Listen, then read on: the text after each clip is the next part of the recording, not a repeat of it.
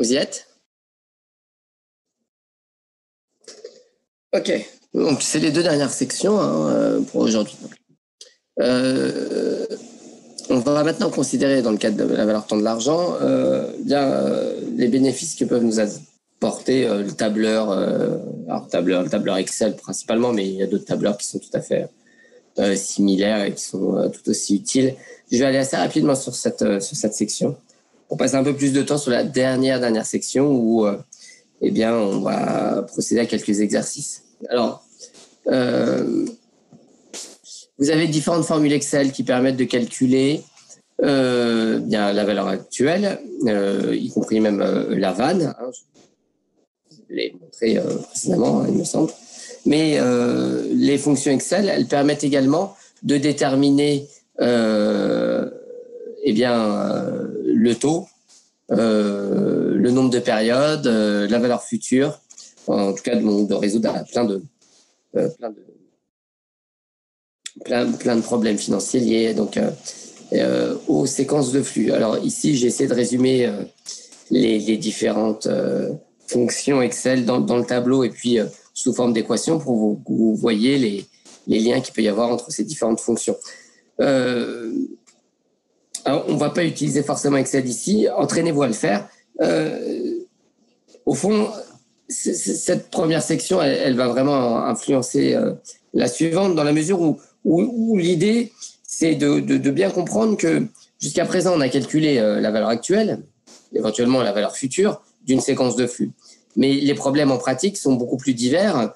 Parfois, on connaît le montant des flux. L'inconnu n'est pas le montant du flux, mais on cherche à savoir non pas quelle valeur actuelle cela représente ou quelle valeur future ça représente, mais à quel taux il faut, par exemple, pouvoir placer ces flux pour avoir une certaine valeur future. Autre question qui se pose aussi assez régulièrement, le nombre de périodes qu'il est nécessaire pour, étant donné les flux, les taux d'intérêt et les valeurs actuelles qu'on a paramétrées, quel est le nombre de périodes nécessaires pour rendre notre équation cohérente. Alors, dit comme ça peut paraître un petit peu abscon. Je vais vous prendre des exemples plus simples. Alors, on ne va pas le faire avec Excel. Je vais passer un petit peu cette section et je vais vous montrer les formules proprement dites. On reviendra sur Excel plus tard. Donc, je vous disais, l'objectif jusque-là, c'était de calculer la valeur actuelle et la valeur future, mais on peut parfois calculer les autres paramètres, à savoir donc le nombre de flux, le montant des flux ou le taux d'intérêt.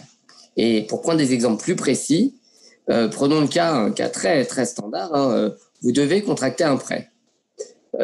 Vous savez combien vous voulez emprunter. Vous envisagez d'acheter par exemple un appartement à Paris, un studio, vous savez combien vous devez emprunter. Vous avez visité l'appartement, vous savez de combien vous avez besoin. Ce qui vous importe, c'est de connaître le montant du flux. D'accord? Ou éventuellement, si vous connaissez aussi votre capacité de remboursement et donc le montant des mensualités que vous êtes prêt à payer, ce qui vous intéressera, c'est d'avoir le nombre de périodes nécessaires pour pouvoir réaliser tel ou tel emprunt. D'accord? C'est ce qu'on va faire maintenant. Alors, on va commencer par déterminer les flux. Donc, on prend un exemple très simple. Vous envisagez d'acheter à crédit une machine. La valeur est de 100 000 euros. Et vous prévoyez un remboursement par annuité constante pendant 10 ans. Le premier versement a lieu exactement dans 1 an. Donc, ce sont des flux enregistrés en fin de période. Vous avez un taux d'intérêt de 8%. Et vous voulez connaître le montant annuel qui permet donc d'emprunter 100 000 euros au taux de 8% avec un versement annuel sur 10 ans. D'accord. Eh bien, on utilisera la même formule que précédemment sur la valeur actuelle d'une annuité constante, sauf que l'inconnu, ce ne sera pas la valeur actuelle elle-même, mais le montant du flux F. Donc, en utilisant la formule, vous avez cette équation à résoudre. 100 000 égale F sur 0,08, facteur de 1 moins 1 sur 1,08 puissance 10.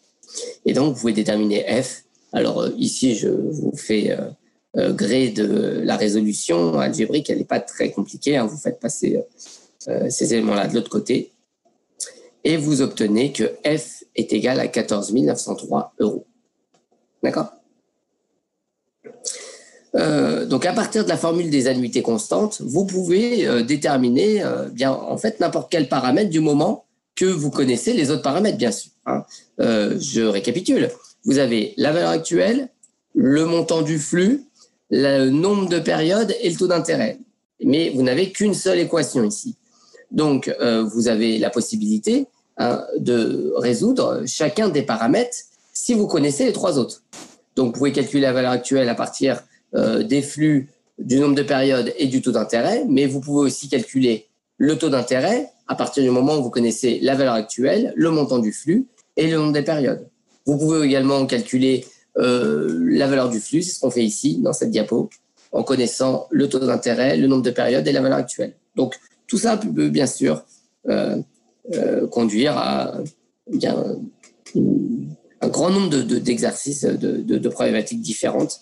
La seule règle, hein, c'est de se dire, voilà, pour résoudre mon équation à 4 paramètres, j'ai besoin de connaître au moins 3 des paramètres de mon problème. OK. Donc, voici une nouvelle formule qui vous permet de déterminer, dans le cadre d'une séquence de flux, le montant du flux compte tenu des autres paramètres, la valeur actuelle, le taux d'intérêt et le nombre de périodes. Je vous donne cette formule, mais je m'empresse d'insister sur le fait que vous ne devez pas retenir cette formule. Cette formule, elle est directement liée à la précédente. Celle-là, celle que je vous ai demandé d'apprendre par cœur, justement. Cette formule-là, c'est la formule de la valeur actuelle d'une annuité constante, et on en déduit la formule pour obtenir le flux. Mais ce n'est pas une formule supplémentaire que je vous donne. C'est une écriture différente de la même formule. Donc, j'insiste beaucoup, n'apprenez pas quantité de formules. La seule à retenir, c'est celle dont je vous ai parlé précédemment. C'est celle-ci. Et puis, toutes les autres se déduisent de cette formule-là. Okay, y compris la formule pour les flux. OK. Allez-y. Je vous laisse une petite minute. L'entreprise désire acquérir une machine pour 500 000 €. Le paiement comptant est de 20%. Le reste, les 80% restants, doivent être payés via le remboursement d'un prêt sur 4 ans avec des mensualités constantes. Le taux d'intérêt est de 0,5%. Combien vous devez rembourser chaque mois? Je vous laisse une petite minute pour poser l'équation et résoudre le problème.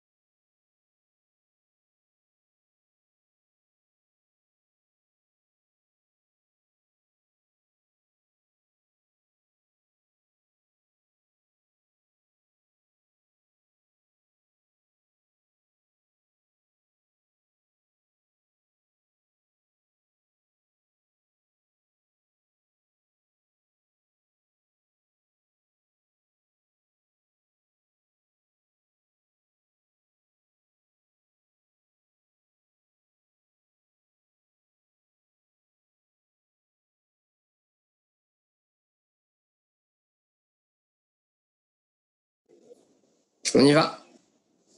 Donc, vous avez un prêt de 400 000 euros, hein, 500 000 euros, moins un paiement comptant de 100 000 euros. Donc, vous devez rembourser 400 000 euros sous la forme donc, de mensualités sur une période de 4 ans. Donc, il y a 48 mensualités, ce qui correspond à l'échéancier suivant. À partir de l'équation que je viens de vous donner, que vous êtes en mesure de reproduire, hein, de retrouver, le montant du flux s'élève à 9 394 euros. Donc, vous avez pu résoudre à la calculatrice. Attention, hein, les opérations deviennent un peu plus compliquées pour une calculatrice toute simple, mais ça se fait. Il faut être rigoureux, mais ça se fait très bien. Ou alors, vous pouvez bien sûr utiliser le tableur Excel. Je vous ai dit, hein, la section précédente, on est passé un peu rapidement sur l'utilisation du tableur Excel, parce que au fond, à vous de vous entraîner. Hein. C'est en manipulant qu'on acquiert vraiment la maîtrise d'Excel. Donc, je vous laisse faire ça de votre côté. Donc, 9 394 euros chaque mois pendant 4 ans. Ça permettra de rembourser les 80% qui n'ont pas été payés comptant. OK. Voilà. C'est bon? Je poursuis. Là aussi, les flux sont inconnus, mais ce qu'on connaît comme paramètre, c'est pas la valeur actuelle. Alors, je vous ai dit, pour calculer les flux, il faut connaître le nombre de périodes, le taux d'intérêt et éventuellement la valeur actuelle. Ici, on ne connaît pas la valeur actuelle, mais on connaît la valeur future. Hein. L'énoncé est le suivant. Un jeune couple souhaite épargner pour financer les études de leurs enfants. Leur épargne est rémunérée 7% par an. Et donc, voilà, ils viennent d'avoir un enfant et ils veulent épargner pendant 18 ans. Et quand l'enfant aura 18 ans, il aura un capital qui lui permettra de financer, par exemple, ses études. Donc, si on souhaite, dans 18 ans, un capital de 60 000 euros, bien, voici l'échéancier. Donc là, on a considéré, pour faire simple, hein, des annuités et pas des mensualités. Et donc, vous avez un flux F qui est tel que, au final, la dotation doit être de 60 000 euros. Donc là, il faut un petit peu réfléchir à la façon dont on formalise ce problème. Donc, 60 000 euros, c'est bien la valeur finale. C'est plus une valeur actuelle comme dans le cas précédent, mais c'est la valeur finale de notre séquence de flux. Et donc, eh bien, on l'a vu précédemment dans le cours et au début du chapitre, la valeur finale d'une séquence de flux constante, eh bien, on connaît on sait que ça se simplifie, hein, c'est égal à f fois 1 sur 1 plus r qui multiplie 1 plus r puissance n moins 1. Et donc, vous appliquez cette formule-là et bien sûr, il y a quelques calculs algébriques à réaliser et vous déduisez que F est égal à 1765 euros. Donc, en épargnant 1765 euros tous les ans pendant 18 ans, au taux d'intérêt de 7%, on est capable de constituer un patrimoine dans 18 ans de 60 000 euros. Là encore, vous pouvez résoudre avec le tableur, c'est la fonction VPM. VPM pour, en l'occurrence, pour le flux. OK. Ici, on a renseigné les paramètres, le nombre de périodes, le taux, la valeur actuelle, la valeur future, et on déduit F, le flux, à partir de la formule. Okay. C'est bon pour Excel. Peut-être que dans le cas précédent, je n'ai pas assez insisté. On a la même approche. Hein. Je reprends l'exercice précédent. On a la même approche, sauf qu'on ne connaissait pas la valeur future. En revanche, on connaissait la valeur actuelle. Faites attention. Il y a bien un signe moins, puisque voilà, c'était les 400 000 euros à rembourser. Hop. Et on obtenait, toujours avec la formule VPN pour les flux, le 9 394. OK. Autre cas de figure maintenant. C'est le taux d'intérêt qui vous intéresse. Donc, imaginons que vous ayez un projet qui nécessite un investissement immédiat de 1 000 euros et qui rapporte 2 000 euros dans 6 ans. Votre échéancier est simple. 1 000 euros à la date zéro, enfin moins 1 000 euros puisque c'est une sortie d'argent, hein, une dépense, un investissement. Ça ne vous rapporte rien les 5 premières années et puis l'année 6, ça vous rapporte 2 000 euros. La question ici, parce que vous connaissez la valeur actuelle, vous connaissez les flux, vous connaissez le nombre de périodes, la question ici, c'est quel est le taux d'intérêt qui est compatible avec cette séquence de flux. Eh bien, ce taux d'intérêt, il correspond tout simplement à la rentabilité. On va aussi parler de taux de rentabilité interne, de TRI. On verra cette notion un petit peu plus tard. Donc, la rentabilité, ici, pour l'obtenir, il faut résoudre cette équation.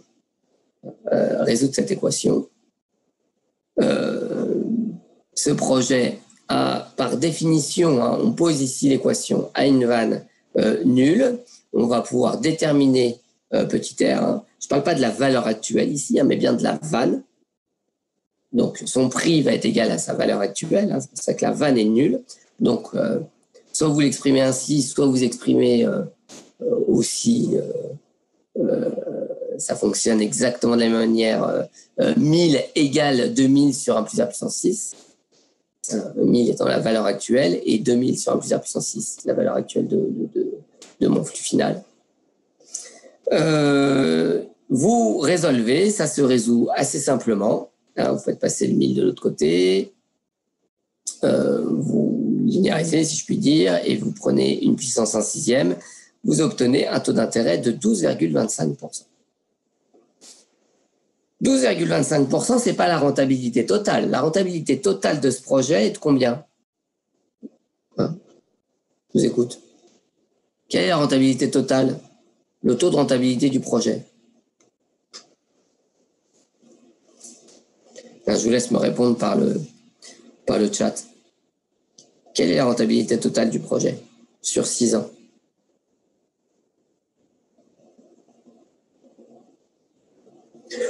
On investit 1000, on gagne 2000. La rentabilité est de combien? Allez-y, je vous sens un peu endormi là. C'est le moment de se réveiller un petit peu. Eh bien, la rentabilité est de 100%. Vous doublez votre capital en 6 ans. Vous avez une rentabilité de 6%. Mais cette rentabilité calculée sur toute la période, ça correspond à une rentabilité sur 6 ans.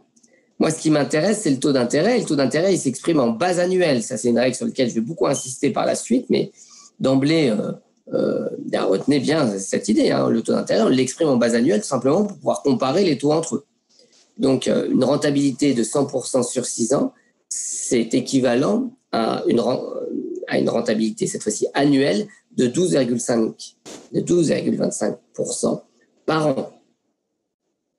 Qu'est-ce que je vais faire en fait ici? Vous avez la formule du taux de rentabilité, donc en base annuelle. Lorsque vous avez 2 flux, ici, j'ai simplement calculé, ça vous dit quelque chose? Ça vous rappelle bien sûr quelque chose? J'ai simplement calculé un taux de croissance annuel moyen. Mon taux de rentabilité interne, en fait, c'est le taux de croissance annuel moyen de mon investissement.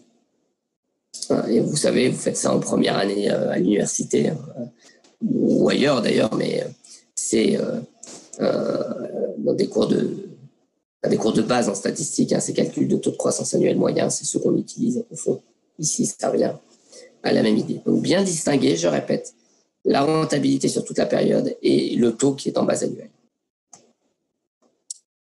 Allez-y, vous souhaitez investir dans un projet qui coûte 1 million d'euros et qui devrait générer dès l'année prochaine 100 000 euros de bénéfices, un montant qui devrait croître de 4% chaque année à l'infini. Je vous laisse réfléchir 2 secondes.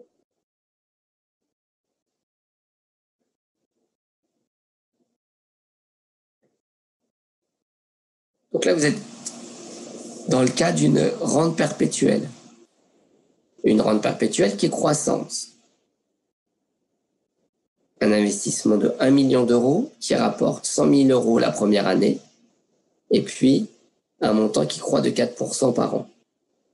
Quelle est la rentabilité interne de ce projet? Bien, il faut appliquer la formule de la rente perpétuelle. On sait que le prix d'une rente perpétuelle c'est égal à F sur R moins G, lorsqu'on a une rente perpétuelle croissante. D'accord? C'est la formule qu'on a vue précédemment dans le cours. Donc, on peut résoudre très simplement.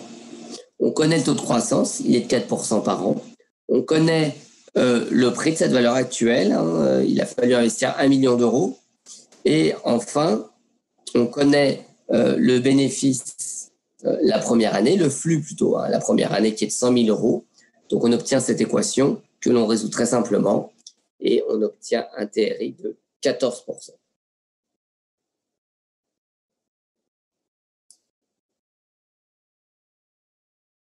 Voilà. C'est bon? Alors, il faut remarquer une chose importante, qui est que on peut calculer simplement le TRI, mais uniquement dans des cas particuliers. Le premier cas particulier qu'on a considéré, c'était un placement avec 2 dates, un investissement et un flux futur. Ce flux futur, il peut être enregistré n'importe quand dans le futur, mais on n'a qu'un seul flux futur. Dans ces conditions, on peut facilement calculer la rentabilité. Je vous l'ai dit, c'est un taux de croissance annuel moyen. Dans le cas d'une rente perpétuelle, croissante ou pas d'ailleurs, ici c'était une rente perpétuelle croissante, mais dans le cas d'une rente perpétuelle constante, le raisonnement est le même. Bien, dans le cas d'une rente perpétuelle, on peut aussi calculer facilement le TRI.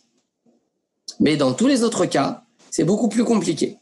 Le TRI se calcule beaucoup plus difficilement dans les autres cas, tout simplement parce que dans le cas général, il n'y a pas de formule analytique pour calculer le taux d'intérêt. D'accord? Donc, dans le cas d'une rente perpétuelle croissante, le TRI ne pose pas de problème. Ok, c'est l'exemple précédent.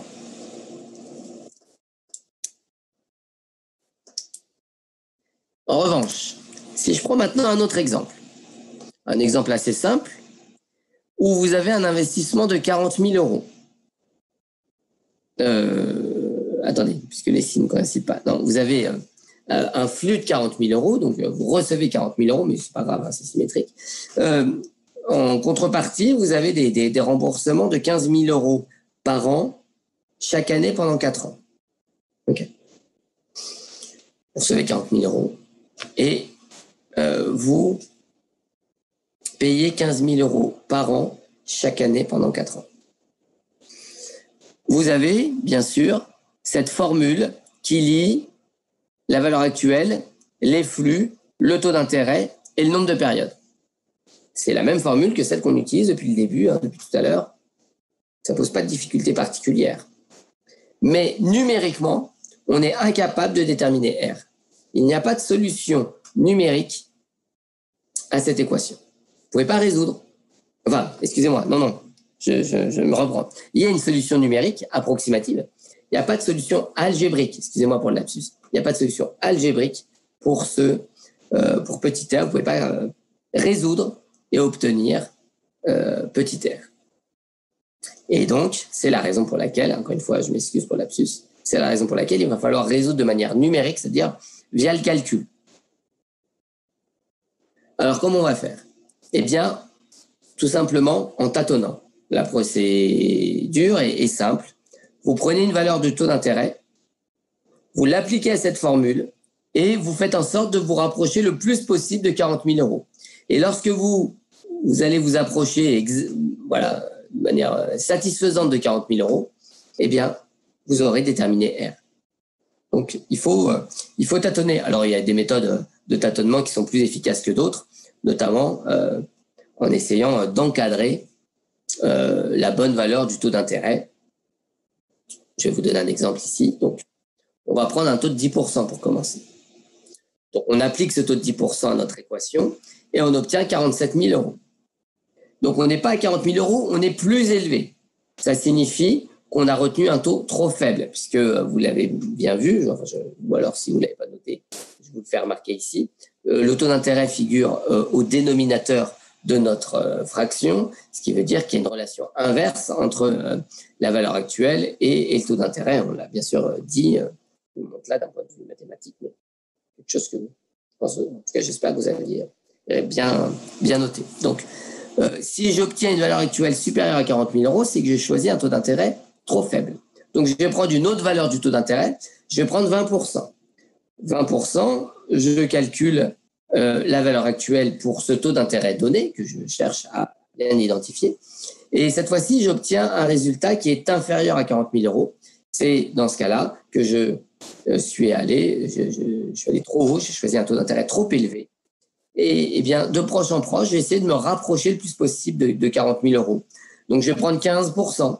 15%, je vais être encore trop élevé pour ce qui est de la valeur actuelle. Donc, mon taux sera trop faible. Je divise en deux à chaque fois. C'est la méthode la plus efficace pour résoudre ce problème rapidement. Donc, si c'est pas dit souvent, je prends 15. 15, ça marche pas, je vais prendre 17,5. Et 17,5, ça marche pas, donc je vais prendre entre 17,5 et 20. Je vais me rapprocher comme ça le plus possible de la valeur qui me permette bien d'égaliser mon équation à 40 000 euros. Et là, je vous donne le résultat, puisque j'ai fait plusieurs calculs pour aboutir à ce résultat. Mais je vous passe tous les calculs, il faut multiplier les calculs. J'obtiens un taux de 18,45. Si je prends un taux de 18,45%, alors cette équation-là correspond bien à une valeur actuelle de 40 000 euros. C'est comme ça que je détermine mon TRI. OK?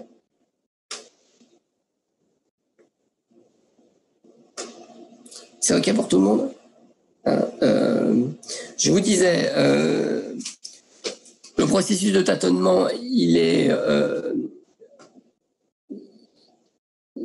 c'est le seul moyen de résoudre ce problème. On peut être plus ou moins efficace dans l'application de ce processus, surtout si on réalise que, eh bien, à partir, avec un peu d'expérience, on réalise que avec le taux de 10%, j'étais quand même assez loin de mes 40 000 euros, en tout cas beaucoup plus loin qu'avec un taux de 20%. Donc, il était évident ici que mon résultat ne pouvait pas être entre 10 et 15 000 euros. On était plus proche de 20% qu'on ne l'était de 10%. Donc, avec un peu d'habitude, on peut résoudre sans faire quantité de calcul, en tombant, en devinant un peu. Le tâtonnement, il faut un peu deviner, multiplier donc les essais. Mais ici, on pouvait s'attendre à ce que ce soit assez proche de 20%. Et puis surtout, vous pouvez résoudre par interpolation linéaire. Alors, moi, j'aime bien cet exemple-là, même si aujourd'hui, en fait, c'est pas tellement utile ce que je vous apprends là en pratique, mais en théorie, ça l'est, pour bien comprendre et bien maîtriser ce problème. En pratique, je vous disais, c'est pas très utile parce que en pratique, on va utiliser un tableur Excel ou une calculatrice financière où le processus de tâtonnement est préprogrammé. La résolution à une calculatrice financière se fait pas algébriquement, ce n'est pas possible. Elle se fait numériquement, mais c'est préprogrammé. Mais à l'époque où on n'avait pas de calculatrice financière, et je trouve que ça reste important de le voir avec les étudiants, eh bien, on pouvait aussi procéder par interpolation linéaire. D'accord? C'est simplement l'application du théorème de Thalès. Alors, pour vous montrer ça, je vais faire un petit dessin. Voilà. Je vais faire un petit dessin. Est-ce que j'ai suffisamment de place pour le faire? Bon, ça va être un peu petit, mais vous allez comprendre l'idée.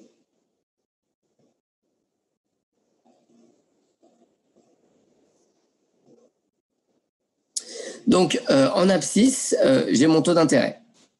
D'accord? Et en ordonnée, j'ai ma vanne. D'accord? La relation qui lie la vanne et le taux d'intérêt, c'est une relation, je vous l'ai dit, qui est négative. Elle est négative et puis après, on le verra. En plus de ça, elle n'est pas linéaire, mais elle est convexe. Bon. Donc, elle a cette forme-là. Et tout à l'heure, j'ai réussi à calculer eh bien, la valeur de la vanne qui correspond à deux taux d'intérêt. J'ai pris un taux d'intérêt de 10% pour une vanne qui est égale. Alors, j'ai pas beaucoup de place à gauche, donc je vais l'écrire ici, hein, ça vous va? Mais j'avais quelque chose comme 47 000 euros à peu près. Enfin, 47 000 environ. Environ, d'accord.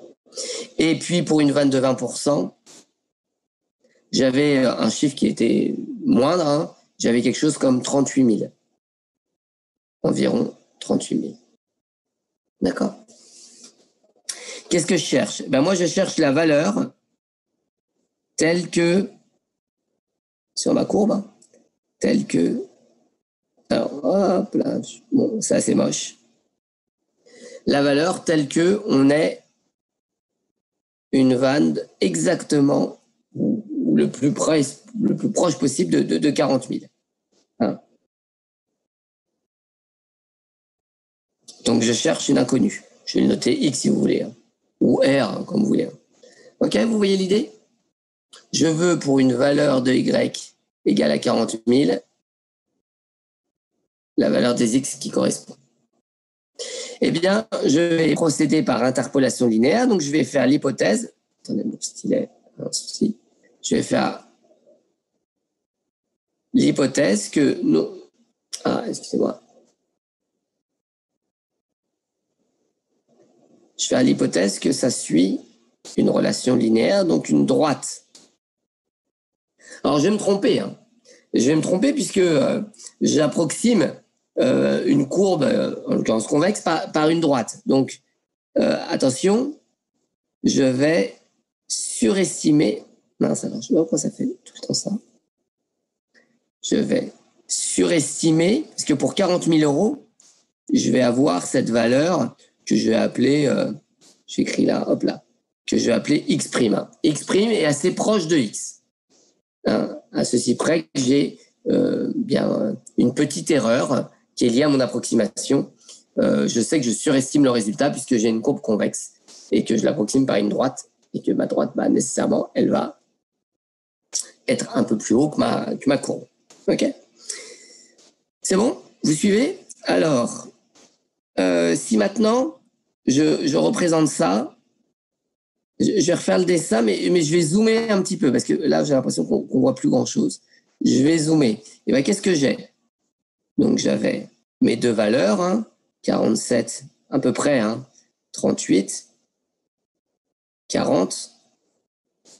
Et là, j'avais 10%, 20%. Eh bien, j'ai quelque chose qui ressemble, enfin, qui est construit comme un triangle rectangle. Encore une fois, hein, le triangle rectangle, est-ce que je peux changer? Je vais essayer de changer de couleur. Ah, le triangle rectangle sur lequel j'ai zoomé, c'est celui-ci. Hein. C'est ça que j'ai zoomé. D'accord? Vous voyez bien? Je vais reprendre ma couleur d'origine maintenant. J'ai zoomé ce petit triangle rectangle. Il est ici. Eh bien, là, je fais quelques pointillés. Vous reconnaissez quelque chose que vous avez abordé, alors il y a peut-être un peu longtemps, hein, il y a quelques années de cela, au lycée, mais par application du théorème de Thalès, on résout très simplement ce problème. On sait que le rapport ici, d'accord, ce rapport-là, il va être égal à ce rapport-là.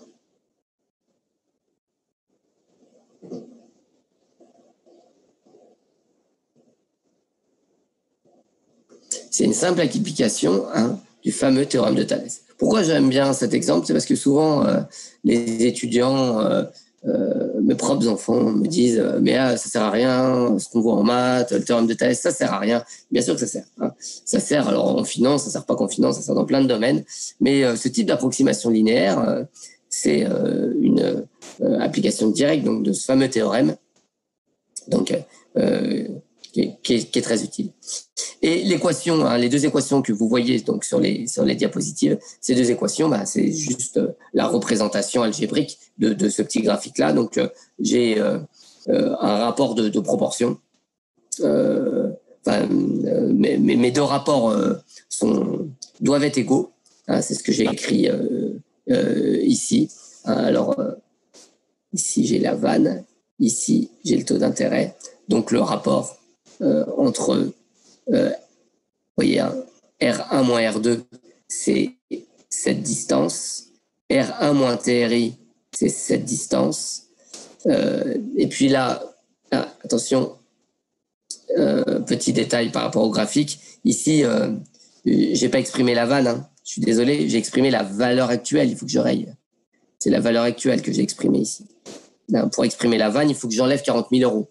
Donc, qu'importe, hein, c'est juste un paramètre d'échelle. Au lieu d'avoir 47 000 euros et 38 000 euros, j'aurais dû écrire ici, si j'avais mis la vanne, j'aurais dû écrire 7 000 euros et moins 2 000. Avec ici, au lieu d'avoir 40, 0. Donc, j'aurais dû juste déplacer un peu mon graphique sur l'échelle des ordonnées. Bon, c'est pas bien grave, mais ça aurait été plus consistant avec l'équation telle qu'elle est écrite ici, puisqu'elle est écrite avec sous forme de vanne. Je peux très bien le faire avec les valeurs actuelles. Hein. Ça marche très bien, c'est juste pas tout à fait les mêmes valeurs numériques. Au lieu d'avoir 47 548, et on va avoir 7 548, au lieu d'avoir 40 000, on aura 0. Vous faites le calcul chez vous. Vous verrez, ça pose pas de difficulté. Le moins 1169, c'est juste bien la différence entre 40 000 et le 38 000 et quelques de tout à l'heure. Hein, si je retranche 40 000 euros à toutes les valeurs, bien, voilà, on aboutit à ce calcul.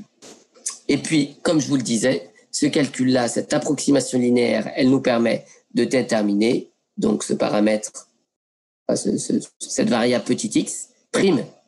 X prime, c'est notre approximation. Et je vous l'ai montré, notre approximation, elle sera plus élevée que la vraie valeur. Tout à l'heure, je vous ai donné la vraie valeur, c'était 18,45. Si on applique le processus un peu fastidieux de tâtonnement, si on utilise l'interpolation linéaire, on a 18,65, on est un peu au-dessus. X, c'est 18,45. Et la valeur que nous, on a calculée, c'est 18,65. C'est notre erreur d'approximation. Notre erreur d'approximation, elle va être fonction de quoi? Eh bien, elle va être fonction de nos paramètres initiales. Plus on a R1 et R2 qui sont éloignés l'un de l'autre, et plus notre approximation sera mauvaise, au fond. Si on avait eu non pas 10% et 20%, mais si on était entre 18 et 19%, pour encadrer ce fameux X', hein, si on était entre 18 et 19%, on aurait une approximation de bien meilleure qualité parce que notre droite aurait été beaucoup plus proche de notre courbe convexe. OK. C'est des choses qu'on voit régulièrement. Voilà. Je voulais présenter ça avec vous. Ce qu'on retient, au-delà de l'approche purement mathématique, géométrique, un peu technique, ce qu'on retient, c'est que dans le cas général, calculer un TRI, ça ne va pas de soi. Hein. La plupart du temps, il faut résoudre, non pas algébriquement, mais numériquement, ce problème, ce qui se fait d'ailleurs assez simplement aujourd'hui avec les ordinateurs et les calculatrices dont on dispose. Il n'y a que dans quelques cas particuliers que j'ai présentés au début où ça peut se faire très simplement. Voilà.